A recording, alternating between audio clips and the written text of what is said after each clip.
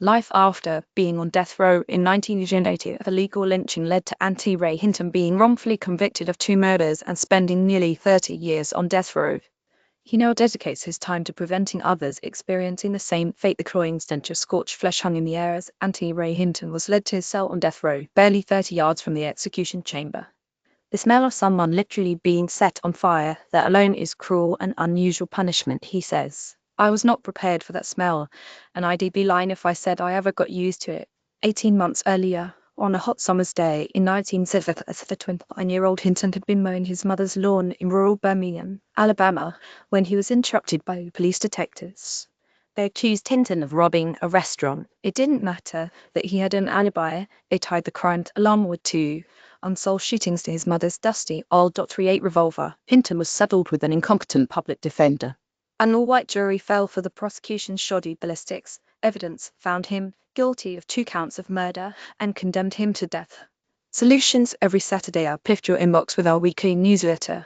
Positive News editors select the week's top stories of progress, bringing you the essential briefing about what's going right. Sign out. The system knew from day one that I had not committed the crime, but I was made an example of that. When you're born black and poor in the state of Alabama, they can come and get you any time they want, says Hinton, who will mark a decade of freedom in April. There are some people who would have you believe that the system is broken. The system is not broken, it's working exactly as it was designed to work.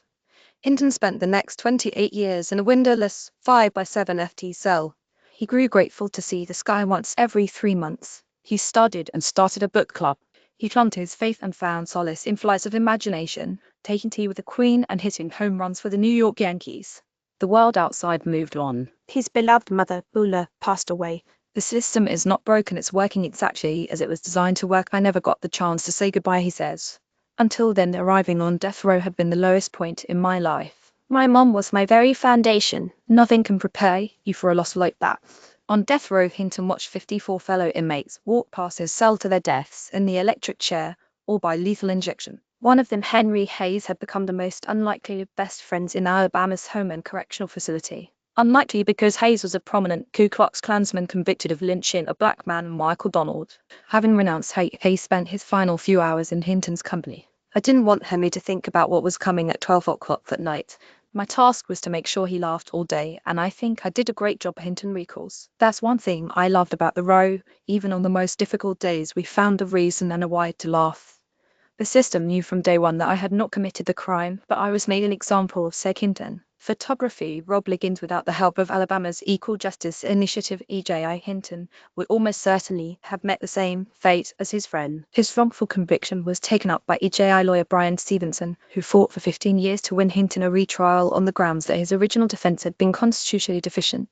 The case was ultimately dropped altogether when forensic experts confirmed the crime scene bullets could not be matched to Buller's gun. Hinton walked free on 3 April 2015 after spending half his life on death row. His first words on release, "The sun does shine," would go on to become the title of his best-selling memoir, but in the meantime Hinton got straight to work with the EJI as a community educator, campaigning for the abolition of the death penalty and speaking out against what he sees as Alabama's racist judicial system. That's one thing I loved about the row. Even on the most difficult days, we found a reason and a why to laugh. I think it would be selfish to spend much time inside for something you didn't do, and then when you get out, just go home and lay down, he says. I need the world to hear my story, and I need the world to realize that this was planned. It didn't happen by accident, and until we fix this system, only God can help us. Astonishingly, Hinton has never received an apology, let alone a single cent in compensation for the 3 decades he spent inside. And yet he refuses to succumb to anger. They didn't even give me a bus ticket to get home, says Hinton. But if I was angry, I'd be giving them too much satisfaction that they broke me. They didn't break me, they motivated me. I will not allow my emotion to get caught up with what needs to be done and what needs to be said. I'm going to do that until the day I die. Main image, Rob Liggins. Attention, use it for good every day. The news competes for your attention. Too often it exploits it, pulling you into outrage, despair, or distraction. At Positive News, we make a different promise. We will use your attention for good. With 40 of people globally now avoiding the news, many are rejecting how traditional media uses their attention. Our journalism offers a different choice. We show what's going right in the world so that you're informed in a way